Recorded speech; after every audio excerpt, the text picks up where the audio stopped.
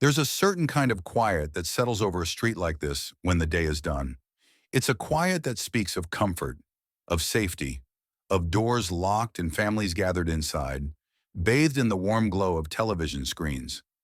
It's the sound of the American dream, softly breathing in its sleep.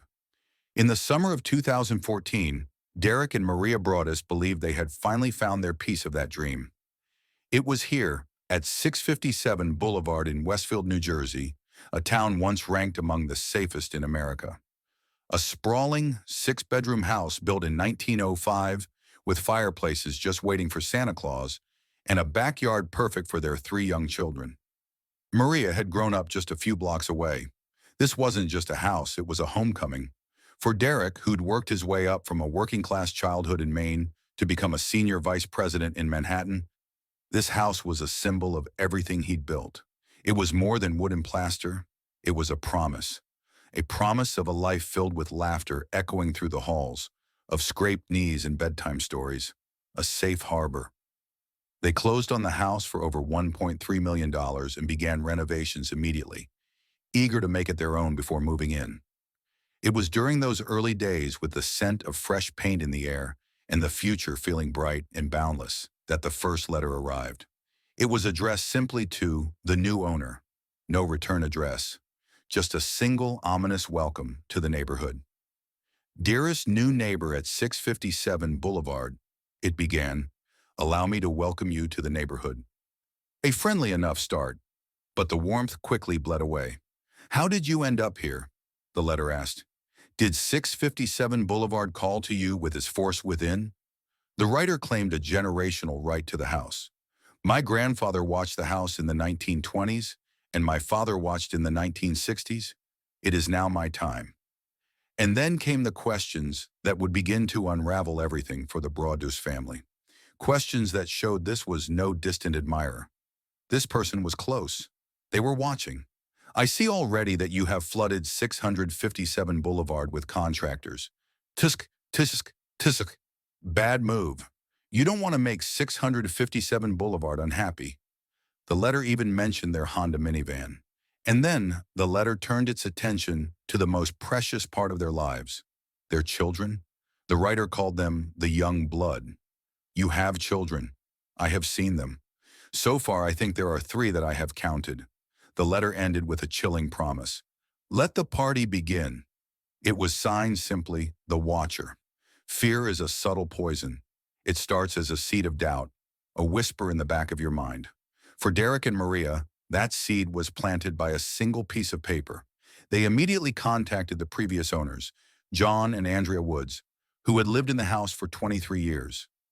Had they ever experienced anything like this? The answer was a hesitant yes. They admitted to receiving one strange letter just before they moved out, but they dismissed it as a prank and thrown it away. The police were called, but what could they do? There were no fingerprints, no definitive leads. Detective Leonard Lugo of the Westfield police told them not to tell anyone, especially not their new neighbors. Suddenly, every friendly face was a mask. Every passing car held a potential threat. The very community they had sought for its safety had become a landscape of suspects. 2 weeks later, another envelope appeared. This time, the watcher knew their names, misspelling their surname as Broaddus. It also knew the names of their 3 children in their correct birth order. The watcher knew that one of their daughters loved to draw and had seen her using an easel on an enclosed porch. 657 Boulevard is anxious for you to move in. It has been years and years since the young blood ruled the hallways of the house. Have you found all of the secrets it holds yet? Will the young blood play in the basement, or are they too afraid to go down there alone? I would be very afraid if I were them. It is far away from the rest of the house. If you were upstairs, you would never hear them scream. The dream was dead. The house at 657 Boulevard was no longer a home. It was a prison of fear. But this was just the beginning of their nightmare. How does a family cope when their sanctuary becomes the source of their terror? The psychological toll was immense. Maria was diagnosed with PTSD. Derek described himself as a depressed wreck, waking in the middle of the night, haunted by what their life could have been. Stalking victims often experience intense anxiety, depression, and a feeling of powerlessness. The Broadduses were living this textbook trauma, their lives dictated by an anonymous tormentor. They poured their energy and finances into unmasking the ghost who haunted their mailbox. They hired private investigators, including former FBI agents.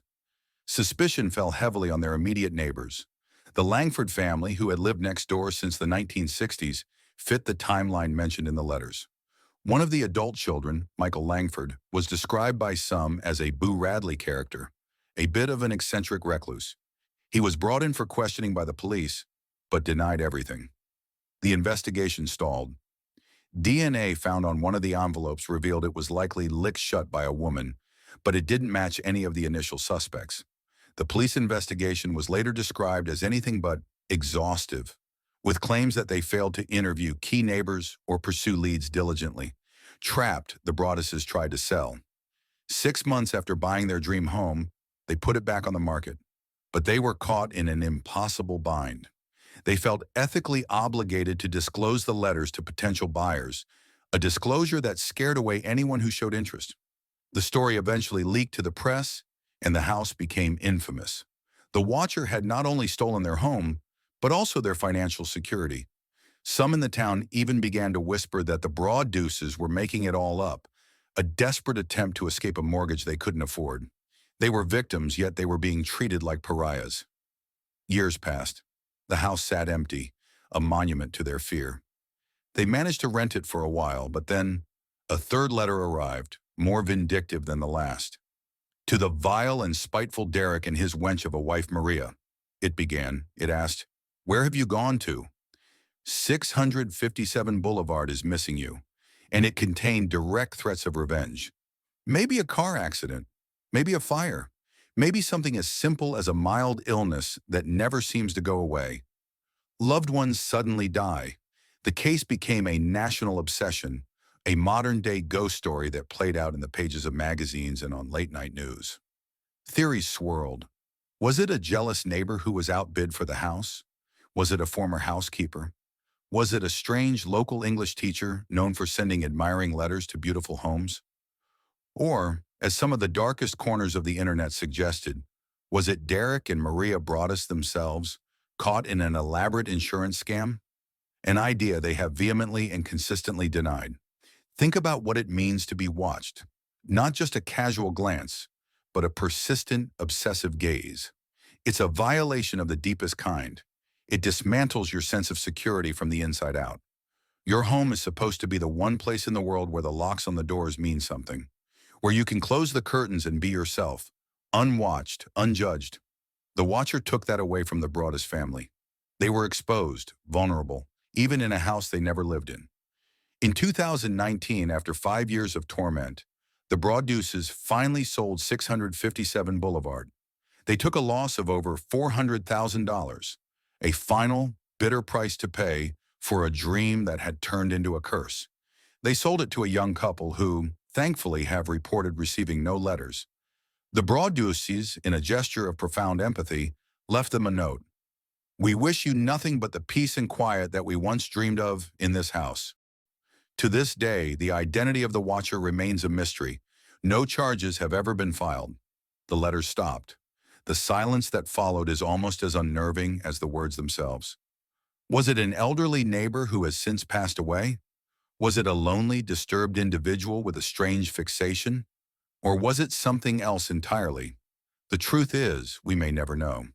The story of the Watcher House isn't just about threatening letters and a real estate nightmare. It's about the fragility of our sense of safety. It's a reminder that beneath the placid surface of even the most idyllic communities, deep anxieties and unsettling mysteries can lie in wait. A dream can become a nightmare in the time it takes to walk to the mailbox and open an envelope. Who do you think the watcher was? A neighbor? A stranger? Or something woven into the very fabric of the house itself? The story feels unfinished, like a door left slightly ajar, and maybe that's the most terrifying part of all. The watcher is still out there, somewhere, watching, waiting,